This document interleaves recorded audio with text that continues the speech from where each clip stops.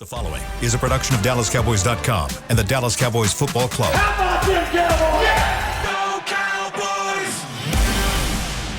This is Cowboys Storylines with Nick Eatman. What is up? It's time for a Cowboys Storyline. And you know, when we created this show, when I first envisioned what this show would look like, I always thought about a Monday morning after a game. Win or loss, I thought this is what's gonna be really fun. Letting the fans open up to see what they think on the first game of the season, or really any game. And man, it couldn't have been better than that one. Wow, 40-0. I'm not lying, guys. We get these stat sheet, you know, in the locker room after the game, and that's what I use on the plane when I'm working and writing on the bus and the plane and all that. And I look at it for everything, tackles and stats and all kinds of stuff. Twice on the plane after the game, I'm kind of trying to doze off, whatever, watch a movie. I looked at this thing twice just to make sure. Does it really say 40-0? 40-0? I mean, that you don't have a game like that. You expect a blowout, or you expect a good game, maybe a win, not a blowout, not 40-0. That's demoralizing, but it was such an unbelievable win for the Cowboys. And I got things that I can say about it, but I know you do too. So we're not even going to waste a lot of time there. What the things that my points will be made here in the next 30 to 45 minutes, depending on how long we go. I don't want to waste that much more time getting to the line. So we know we have some callers right now. I'm going to start it off with Anthony in Seattle. You're the first caller here to talk about the Cowboys game. What's up? Hey, man, Nick, I'm not going to take anything away from my boys delivering that beatdown. Some people on the internet now are just talking about, well, the Giants as good as they are. No. You know, it was raining. Who gives a crap? Okay. They're a professional team. They stood up just like the boys did, and the boys came out there, and they were prepared. It was interesting because I was waiting for the shoe to drop, right? Because they're a professional football team. I was waiting for the shoe to drop. It never dropped. Go Cowboys. That's all I wanted to say, Nick. Keep up with the great show. All right. Thank you, Anthony. I mean, I just don't know what you can really say. I mean, what could you say about any of this? That there's no excuses. There's no excuse for 40-0. I mean, rain, not prepared. Okay, yeah, the Giants aren't as good. Maybe not. Maybe they are not as good, because that happens in the NFL. You know, you get a team that rises up quickly and then they surprise everyone, and then do they take that next level, or do they go back? And maybe it's one game. Who knows? I know this. The 49ers lost, I think, in 1994. They were a really, really good team. Won the Super Bowl. That's the year Dion was there. I think they lost 40-8 to the Eagles at home, and came back, won the Super Bowl. So I'm not saying that the Giants are going to do that. I'm just thinking, you know, it is one game, but it was just an unbelievable beatdown by the Cowboys on all phases. And the defense was so good, and the special teams scored a touchdown, that it's almost easy to nitpick the offense and go, man, offense could have played better. And they could have. They could have played better. That's what's kind of scary about this whole thing, is it really wasn't a perfect game. 40-0 looks perfect, but it wasn't a perfect game. All right, let's go back to the phones. We got Joe in Stanford. Joe, what's up, man? Good morning. Happy Monday, brother. You get any sleep? No, not really. No, I would say maybe 2 hours, but that's okay. That's okay, because this is an easy show to get up for. Yeah. I bet you it's a lot easier to get up when it's 40-0 this way instead of something the other way. Right, sure. right. Yeah. So I've been a Cowboys fan, you know, all my life basically, and I remember watching games since about 1983. I remember games. Me too. I'm certain that I have never seen a Cowboys defense look like this. I'm 100% certain. So many players making so many plays. You can't even keep track of them all. If I would have set the only way to keep track of how many guys made plays last night, I would have had to sit there and write them on every single play. It was amazing. I'm so excited about this defense. I think the offense is going to get better as we go. There were some things we could bitch about, but I'm not going to. Man, I just want to say how excited I am to be a Cowboys fan this year, man. I am too. And it's, you're so right in everything. I do want to point one thing out, Joe. Thanks for the call. I want to point out one thing because I really believe in everything kind of levels out. It's all kind of even. And you have to be guarded. If you want to be guarded by something, just remember this. There's no way that you can probably feel better about the Cowboys than you do right now, which is that's the way it should be. I mean, it's justified. Last year after week 1, there's no way you could feel worse about the team. They lost 19-3 to the Bucs. The quarterback got hurt. He broke his thumb, and he wasn't playing well to begin with. I think they had 2 or 3 other injuries there, Curse maybe, and McGovern. I mean, they had some injuries. They looked terrible against the Bucs. So you're thinking, this is going to be a long, long year, and it wasn't. It was a great season. They turned things around. All I'm saying is it is one game, and we've seen we felt one way, and it turned out to be another. I'm not saying that this is not going to be a great team because I really think it does that. I mean, you don't play defense the way they played last night and not be a great defense because it travels. Defense travels. Micah Parsons, I mean, that stuff travels. They're going to be great. But it is something just to keep an eye on. But Joe, you're right on defense. We were trying to figure out player of the game. We put that on social media. We were trying to figure it out. And, I mean, who? It's got to be somebody on defense, in my opinion. And then, you can pick Micah every game. And he really was the best player. But we went with Trayvon Diggs because he had a couple of plays there, some turnovers, especially the big hit. I thought that big hit against Saquon Barkley was so telling because that's what the storyline this whole offseason was. Trayvon Diggs, he can't hit. He won't hit. Didn't hit Kittle over the middle and all this stuff. Well, he goes and makes a big hit like that, pops the ball up. Deron Bland with the pick six. Outstanding game, and the defense just comes in waves. That's what's so scary about them. All right, we got another caller from New Jersey. This is Anthony from New Jersey, man. What is up with you? Hey, Nick, how are you, man? I'm a huge fan. I've been reading your columns and listening to you for years. You're the best. Thank you so much, man. I really appreciate that. What do you got for me today?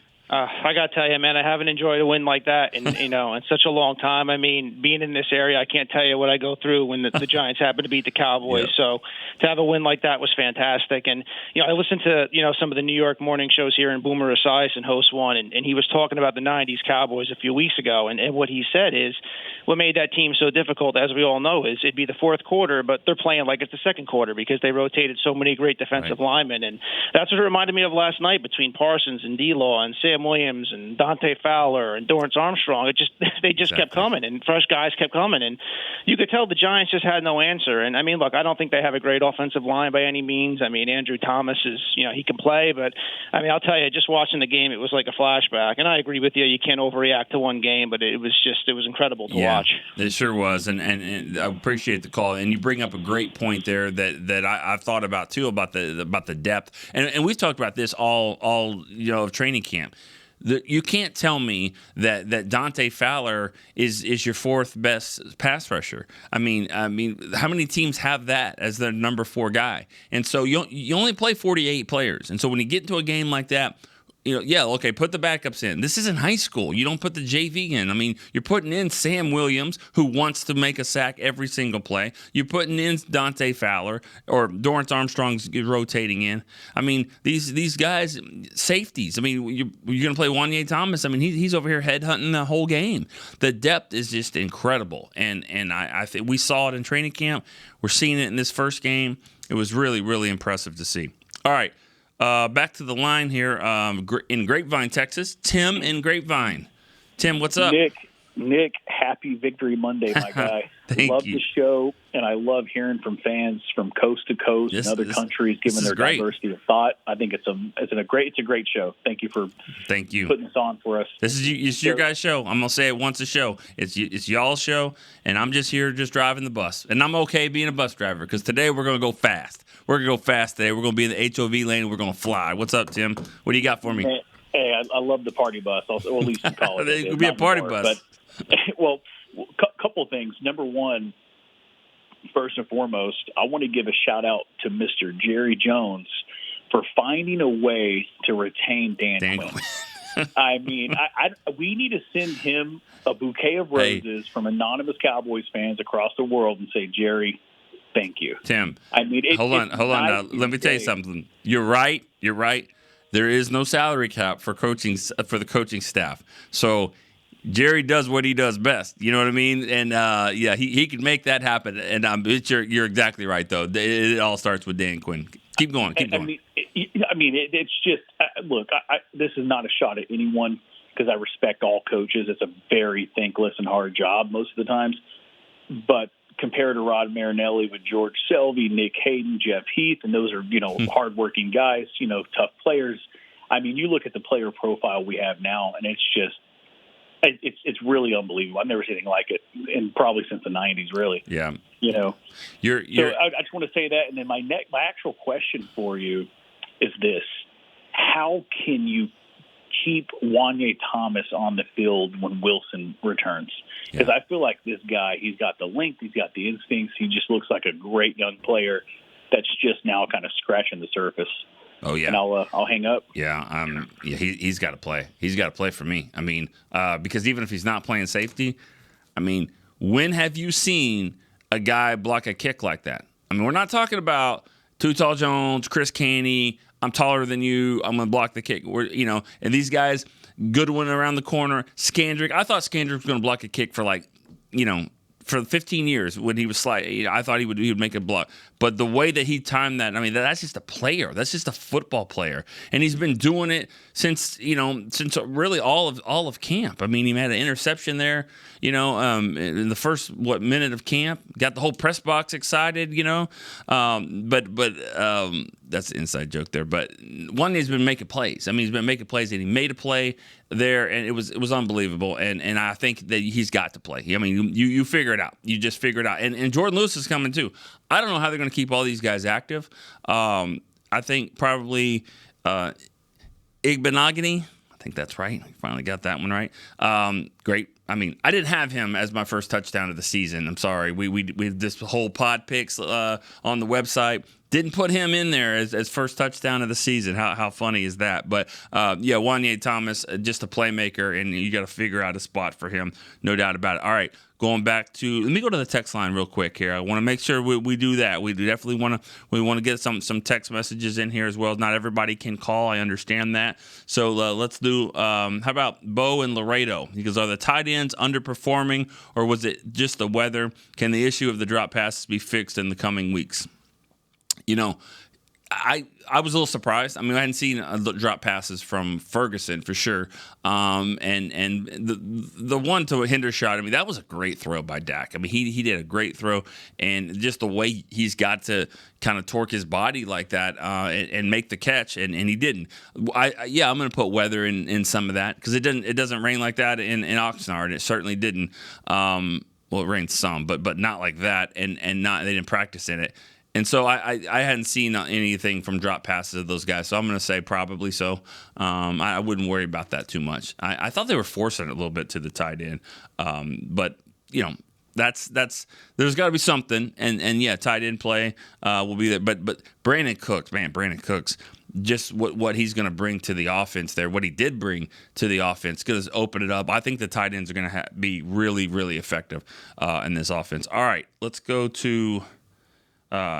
Is it Alan in Clearwater, Florida? Did we already go to Alan? No, I'm here. What's up, Alan? Hey, Nick, good morning. Good morning. Wow, what a win. Great to be a Cowboy fan today. I've been a fan since '68. I've been a fan of your shows, all of them. Talked to you a couple of times before. I'm so happy. This is as happy as I've been. I'm sure you remember the 35-0.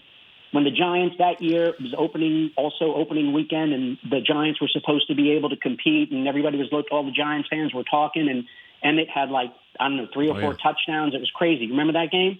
I actually kind of started a storm on Twitter. If you didn't see, or X Twitter.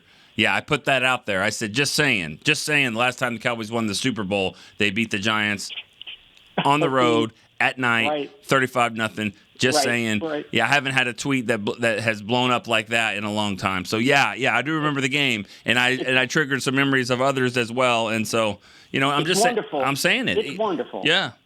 But, okay, just here's my concern. So I'd like you to, not a perfect game. You started out by saying, look, the team, to have a defense like this for the first time in a long time, it's been so absent. We haven't had championships in a while. This defense is so exciting. However, I was really, really excited to see this West Coast Texas offense because I have been the guy saying that they should put Dak in that offense for the last 3 or 4 years because I think it really is going to suit him. I was just very disappointed in, his performance. Okay, he didn't have a great night, but the play calling and I hope this is not the whole sum total that we're going to see of this offense I've been waiting for since it was announced that that's what he was going to install. Running up the middle, the short passes on the outside, they weren't called, in my opinion. There was very little to be excited about on that side of the ball. And I'd just like to hear your opinion about that. Okay. Thanks for the call. I'm not with you on that one. I'm really not. I mean, I think games take on a life of their own, especially when weather factors in. It's not easy to move the ball in those conditions. It's just not. I mean, and so I think the way they called the game, I was fine with it. I mean, when you get down inside the 10-yard line and you have to kick a field goal, you're not going to be excited about that. And yeah, I didn't agree with the play calling there. I thought, if you're going to replace Zeke with Tony Pollard, if he's now your running back, give him the football then. Give him the football at some point and run him up the middle. I mean, you're saying to us that he's the number one back. Just because he's not built the same doesn't mean he can't be effective like that. And so I thought that series particularly, they got cute with Turpin in the outside and they threw it to Ferguson and can't remember what happened on third down, but they didn't score. And I thought, let's just see if Pollard can get some yards. And then later on they did that. I'm not concerned at all about the offense. I thought the offense, they moved the ball well when they needed to. If you want to take out the block kick, fine, take that out. Give them the field goal. If Gano is going to make it, give it to him. Take out the interception by Bland. This team still wins 27-3, and the offense, still moved the ball and did their thing. And so it can get better, but they're going to get better. This offense is going to get better. They're going to definitely get better at left guard, even though I thought Chuma Edoga played well. They're going to get better there with Tyler Smith coming back. They're going to be a better offense, and they're going to play in better conditions. And I definitely think that it'll improve, but I'm nothing to worry about right now. All right, let's go to the phone line here. We got Maurice. Is that right? Yeah, Maurice. One more call before we take a break. Maurice, what's up? Hey, man, just two things, Nick. I just want to say first to our callers, man, it's great that you're listening, but let's get these calls in. We got Nick up to 16 last week. Let's get him over 20. All right? All right. Hey, you know what else we can do? Another thing, if we're gonna play that game, let's why don't you give me a like on the X Twitter and share it, retweet some things. We got to get some viewership up a little bit. I need everybody to if they're on YouTube or watching it on YouTube or on Twitter. I need some shares, some retweets, some reposts, whatever they call it now. I need to kind of get the word out a little bit. But hey, not that I don't love this group. This group right here that I've got, man. I really appreciate you guys. You guys getting this show off the ground. Maurice, what you got for me? Tacoma, Washington, too.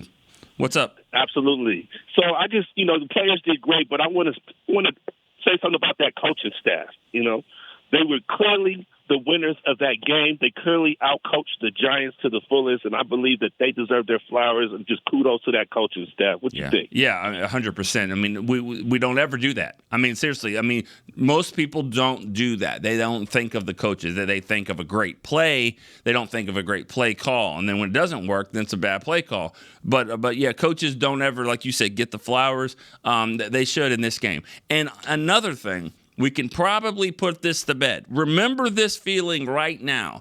And fast forward next year, 48 weeks from now, 49 weeks from now, when you're sitting here going, why don't we play our starters in the preseason? Why don't we ever do this kind of stuff? Why we're going to be rusty? Just remember this game right here, okay? Because as rusty as they are, and then you think they are, in the rain to go out and play like that. No, the offense didn't play great, but the offense was effective. The offense did its job. They moved the ball. They scored points. If you scored 27 points on the road, you should win, and that's pretty much what they did. And they were able then to the defense to tack it on even more. So.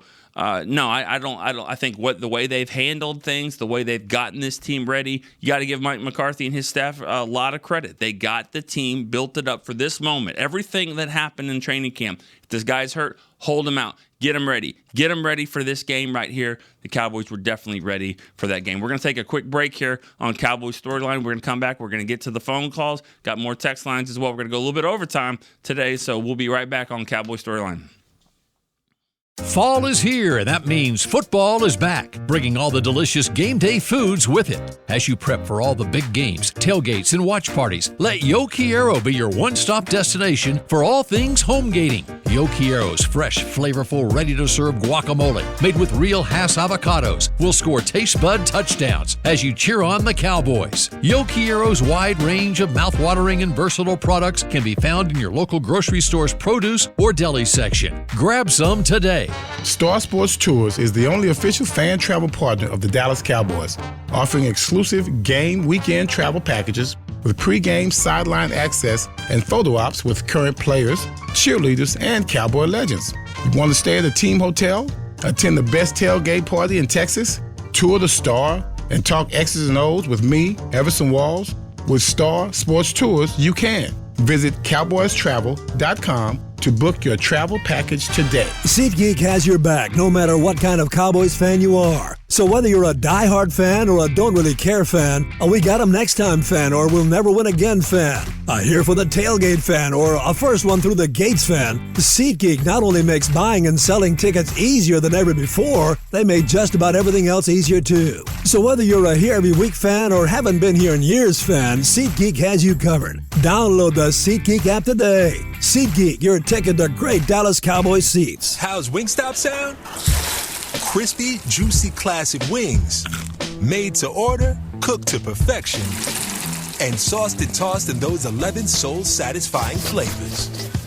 Paired with hand-cut seasoned fries, house-made honey mustard, blue cheese, or signature Wingstop ranch.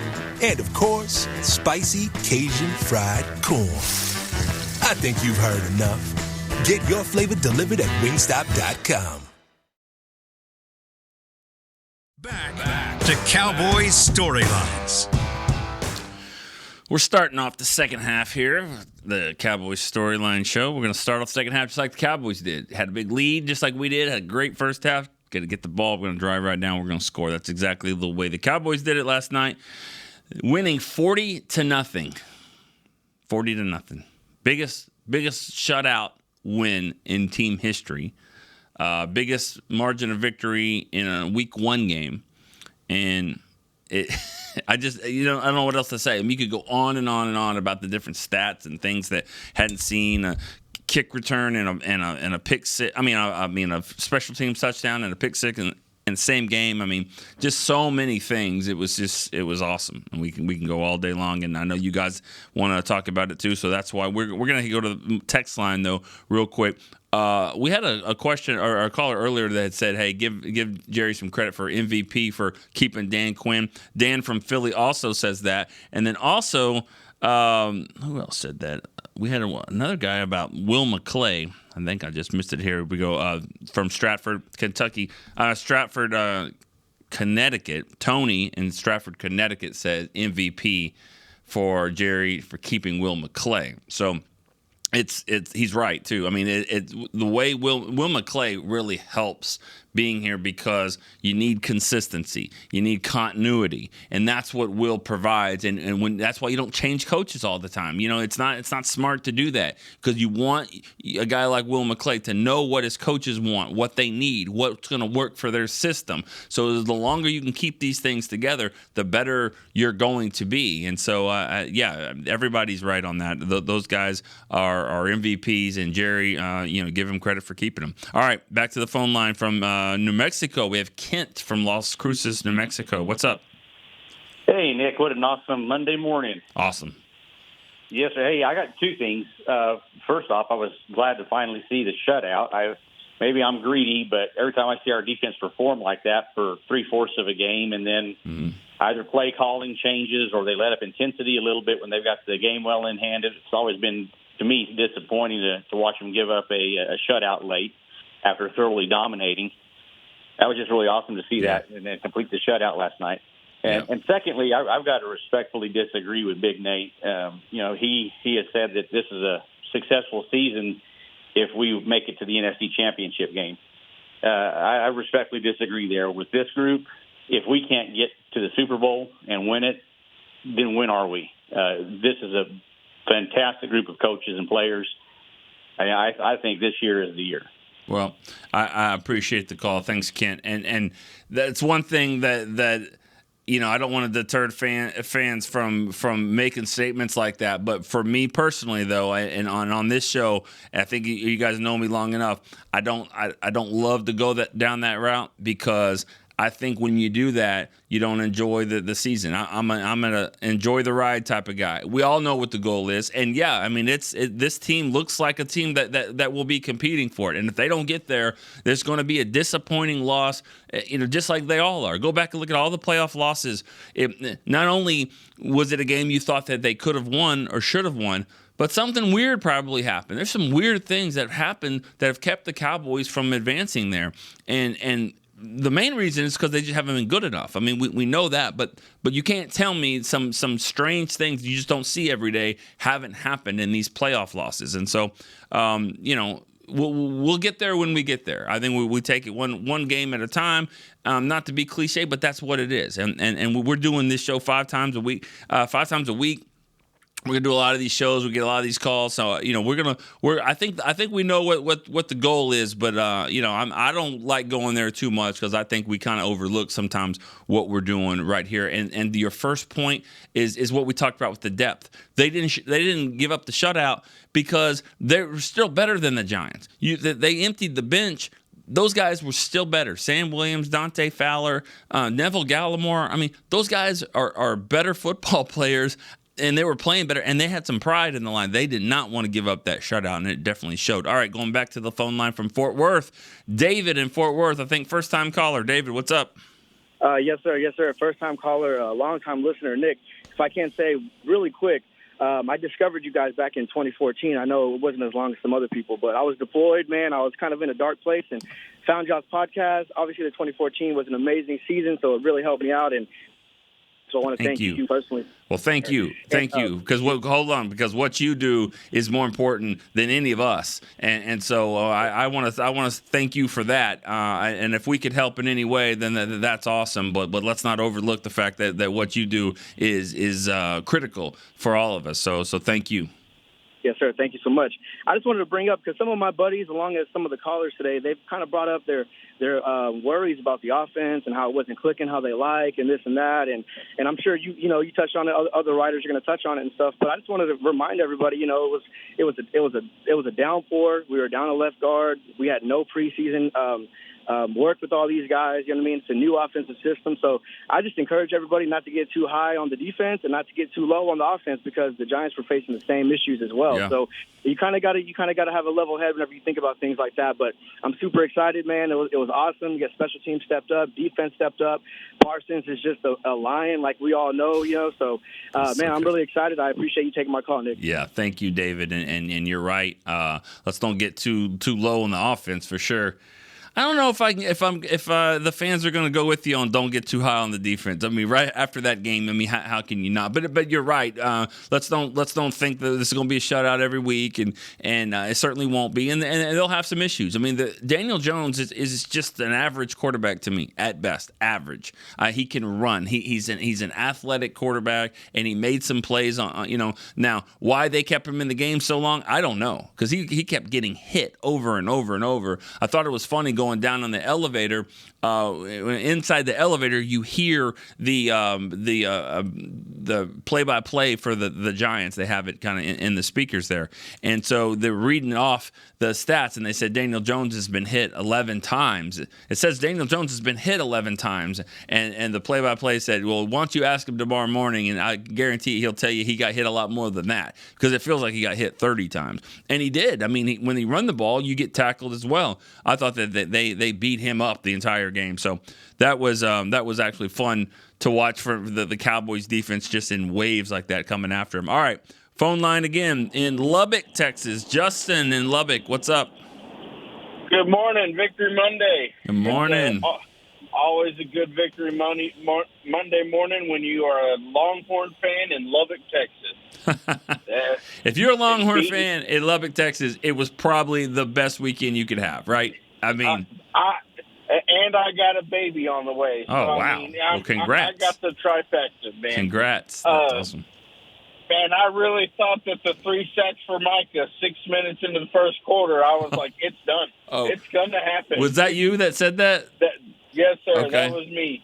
But also, I want to say, I thought the play calling from Mike was amazing. I think due to the lack of all together, them all playing together in the game, it just didn't get executed well. But the play calling, I thought, was on cue.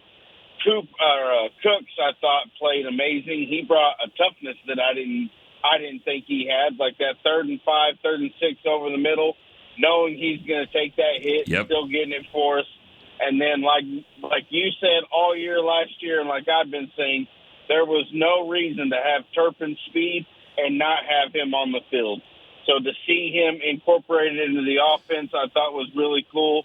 The pull by Tyron where he got that touchdown, where Turpin got the touchdown. So I was really impressed with the play calling. It's just needed better execution, which comes with time. So yeah, good Victory Monday, and I hope you guys have a great day. Thank you, Justin. Appreciate that. You're right. I mean, we've been waiting to see a little bit of Turpin on offense, and he showed it. And yeah, I don't have a huge problem with the way that the game was called. I mean, not every play works, and you understand that. But I thought that they mixed things up, a little bit, and that's the way the game goes. I guarantee you, of all the shows we do, I think we do 7 daily shows. That's 35 shows here between now and the next game. And on that 35, someone's going to be talking about, what's up with Gallup? Why didn't Michael Gallup do anything? What's wrong with him? And then that's the nature of this thing, how it works. And then next week, they're going to play the Jets, or maybe the week after against Arizona, and Gallup's going to have 125 yards and a touchdown or two, and that's the way that this thing works. And so now when teams are going to look at Cooks, like, okay, we got to play like this, that's where Gallup will come in. That's the beauty of having all this depth. All right, let's go to the line again. Ronnie in New Jersey. Ronnie, what's up? Hey, Nick, how you doing? I'm good, man. Love the show, love the break, love all your shows. Nick, the only thing I wanted to ask you was the defense, right? They looked great. They looked amazing. The run defense at the beginning, if it wasn't for all those turnovers and everything that was happening, it looked to me like they was about to start running the ball right down the middle again, like just like last year, right down the middle, and it looked like they couldn't stop it. And the other question, the O-line. I mean, I was nervous when I was so nervous waiting for this game where all the talk about the 2 big defensive tackles the Giants have. And, wow, I mean, that guy, 71, I thought he was going to get blown up. He did pretty good. Yeah, I think he did good. He played well. He did. I appreciate the call. The first drive of the game. The Giants getting the ball. I mean, that's it's the first drive of the season. I mean, this is kind of everything that the Giants have worked on in training camp. All the stuff that they're trying to do, and they've been scouting the Cowboys. I mean, they've been waiting for Micah Parsons this whole time. So they tried some different things, and they were moving. They were having some success, and then I thought the biggest play of the game, and you guys know if you look at the articles on our site, I've been doing this article for 16 years now. That don't forget these plays, don't forget these 5 plays, and the first one, the one that I think was the biggest domino of the entire game, was the false start, on their left tackle. When that happened, it was 3rd and 2 in the 8. They were driving. Maybe they were going to run. Maybe they were going to pass. Maybe they're going to they have a lot of options there. probably going to pass because their left tackle Thomas jumped early, trying to get a jump on Micah Parsons. Well, that pushed them to 3rd and 7. Well, now you have to pass. And then that was the next play was the bad snap, rolling around, and then they lost all those yards, and then the blocked field goal and all that. It all started with that false start penalty. So that kind of changed everything. I'm not worried so much about the defense, and I thought Edoga, from the start he was a left guard, and he should have been playing guard, and that's what he did. So, all right, thanks for the call there. We're going back to the line. Bob in Mercedes, Texas. Good morning, Nick. What's up, Bob? Hey, I tell you what, man, after that first drive by the Giants, I just sat back in a rocking chair with my arms folded and loved it. It's just basking in it. I want to pass on a little tidbit to you. Okay. And maybe you can get this to Ferguson and some of those receivers. Isaiah Stanback had on the earlier show this morning, the earlier podcast, said that back when he was playing receiver, that he learned something from T.O. Owens. T.O. told him that in wet weather, you don't wear the stickum gloves because they become slick. You go to leather gloves, and when they get wet, they become sticky and grasp the ball. And I thought that was really interesting because I don't think that that's something that's really commonly known. Right. I mean, I didn't know that, and of course, T.O. had some issues catching the ball sometimes as well. But for the most part, he had really, really great hands. Yes, I didn't know that. I haven't heard that one. Well, that was from our own Isaiah Stanback, and I tell you what, I really respect Isaiah when he's like Nate. When he talks, I listen. Yeah. It's kind of like listening to you. When you talk, I listen. Well, I appreciate that. The difference between the three of us is that, I'm sitting at 0 on games played in the league, and we'll stay there. And those guys have certainly done it. And a guy like Isaiah, who's played, wide receiver and quarterback, he understands that. He's smart as a whip and a great athlete. And so, yeah, we're lucky to have him on our teams, on our pregame show, postgame shows, obviously talking Cowboys and all the things that he does. Nate as well. We're blessed to have a lot of the former players that really come in and bring different insights. If you haven't checked out Players Lounge, I mean that's another one where Barry Church, Danny McCray, and obviously on Hanging with the Boys with Nate, and then Jesse Hawley. Jesse Hawley's, he's got some opinions as well and his perspective. So that's what, when you're really talking about all these shows, everyone kind of brings a different type of level of just background of what they bring. Some of it is from a fan's perspective, which is important too. You got to remember that. Who are we talking to? We're talking to you guys. So they want to hear what other fan perspectives as well. So that's. Here I am talking about all the shows, trying to get to these calls, but I think it's important to kind of point that out, that we do have a lot of guys, a lot of people, and not guys, men and women on these shows that really do a great job and bring different perspectives. All right, Vince from Albuquerque, New Mexico. Vince, what's up? Oh, not too much.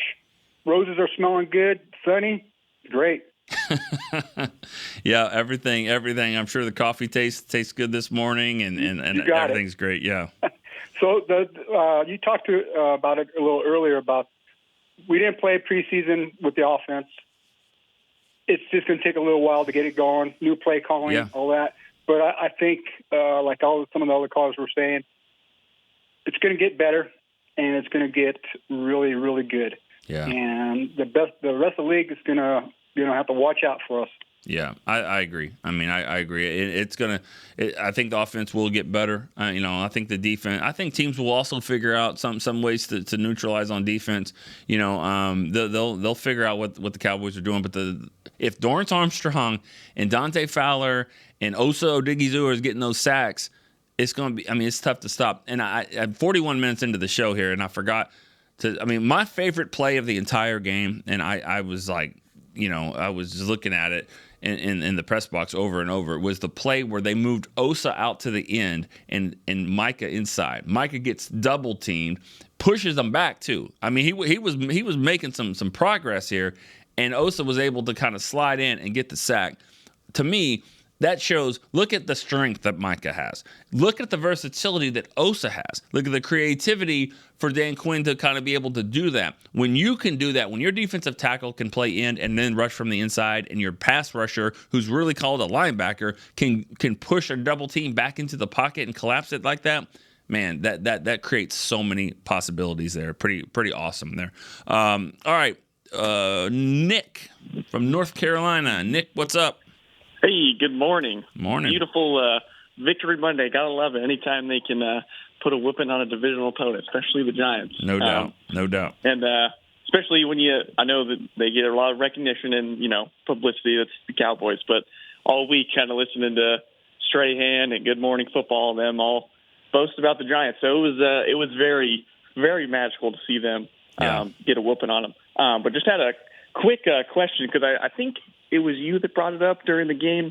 I may be wrong, but I thought, do you think that the performance of Wanye Thomas, because he was, man, that was awesome to see. You think Donovan Wilson maybe is like, all right, I'm going to maybe try and get back a little bit quicker now? Yeah, that was me. I was like, Donovan Wilson's calf is feeling better, and that's not to say that he was milking it or anything like that. It's just that's what happens. You're not going to sit back and let other players come in and make all these plays. I mean, and not just from that standpoint. It's more like this is a fun defense now. These guys are making plays. He needs to get out there and make plays. And they signed him to a deal, and I'm sure he's ready. He's kind of chomping at the bit to get out there. Yeah, absolutely. And I mean, it was awesome to see Wanye go in and fill there. But also, I mean, you saw him guard Darren Waller and knock that pass away. And all we heard about all week was Darren Waller this, and even Collinsworth with the interesting quote where this is the one man who's better than the guy guarding him. That was a little interesting, especially with Gilmore across. But yeah, just wanted a beautiful Monday. Ready for I think it's going to be it'll be interesting to watch the Jets game tonight. I think next week's going to be a really good test. But beautiful Monday. Happy Victory Day to all the Cowboys fans, and love the show. Thank you. Awesome. Thank you so much, Nick. All right, let's move right along here. Ed in Louisiana. Ed, what's up? Hello there, buddy. How are you doing? I'm doing good, thank you. I just want to say I see people complaining about the offense, but I think this is really what McCarthy was envisioning. The quickest way for a team to get back in the game is turning the ball over. And I'm not so sure last year if we would still had Kellen Moore, we would be throwing the ball all over the field and risking turnovers. Yeah. I think, not conservative, but just being safe and smart with the calls. Yeah, I mean, and that's the thing about having. Thanks for the call, Ed. I appreciate it, man. Thank you. When your head coach is the play caller, I think he's going to be able to do that and have a good pulse. And I'm not saying that Kellen doesn't, but when you're just the offensive coordinator, and that's what you're doing, you're focused on that. Okay, when we get the ball back, we're going to do this. But as the head coach, you're also kind of managing the entire game. I think he's going to manage it. Mike will manage it a lot better this year, with as the play caller too, because you kind of say, all right, let's be smart about this. Let's think about the defense. Do we have to go for it here on 4th and 4 at the 38-yard line, which is called no man's land sometimes? Well, not when you have a defense like that. I mean, I think you punt it a lot more if you have to, and push them back and just be patient with it. And as the play caller, yeah, you want to, your ego gets involved and you're like, oh, let's go for it. We got this. But you also have to be smart, and that's going to be a balance all year long. Is be smart with it, pin them back, and see what happens, because they don't want to make a mistake at their own 10-yard line. More than likely, they're going to go 3 and out and punt it back to you at midfield, and now you can go and score if you can be patient. So, all right, we're going to take one more call, and we're going to end this. William in West Virginia. William, what's up, man? Nick, how we doing, sir? Well, we're doing like 40-0 good. That's how we're doing. We're doing 40-0. I so appreciated your tweet last night of 35-0 for the 1995 opening game of the season. That was totally spot on, and I was thinking the exact same thing. I have never seen a game turn so quickly, 1 or 2 plays. But it was great. I'm looking forward to the next game. The defense, I was worried about them cutting Isaiah Lamb, but boy, Fowler still got the juice, looks like to me. Yeah. And I forgot to do this last time. I missed the last show, but here's your blast from the past name. Yeah. Anthony Dickerson. I remember he went to SMU, if I recall correctly. Yep. Anthony Dickerson. It's so funny that you said that, because Anthony Dickerson, And William, I appreciate the call. Is that William Houchins, I think. Yeah, thank you, man. This was one of my all-time favorites, man. He's the man. I haven't heard from him in a long time, but Anthony Dickerson, he made one of my favorite plays of all time, and it actually came up last night because we were talking about when's the last time that the defense and the special teams scored in a game, and it's happened a couple of times. But in that game, 1983 against the Saints, Anthony Dickerson had the game-winning safety. Go find a play where that's happened. They were down 21-20. Kent Stabler was the quarterback, got sacked in the end zone by Anthony Dickerson. The Cowboys take the lead. I guess 21-20. They won the game 21-21. A game-winning safety. So Anthony Dickerson, yeah, that's a great one. And also they had a blocked field goal for a touchdown in that game. That's why it came up. Defense and a blocked field goal for a touchdown. So, all right, great show, guys. Appreciate it. Well, we had, 15 callers? That's awesome. You guys were amazing. I know I did a lot of talking as well. I need to get some sleep at some point. I don't know if it's going to happen for a while, but, man, it's easy on a game like this. All right, if you're listening live, stay with us here. Obviously, Cowboys break comes up here in a few minutes. They're going to have a lot to say. That 45 minutes is going to come by quick for them because a lot of guys and girls have some things to say about that. I'm sure the shades will be on for that one. All right, so for Chris Beam, I'm Nick Eatman. We'll see you next time on Cowboys Storyline. This has been a production of DallasCowboys.com and the Dallas Cowboys Football Club. How about this,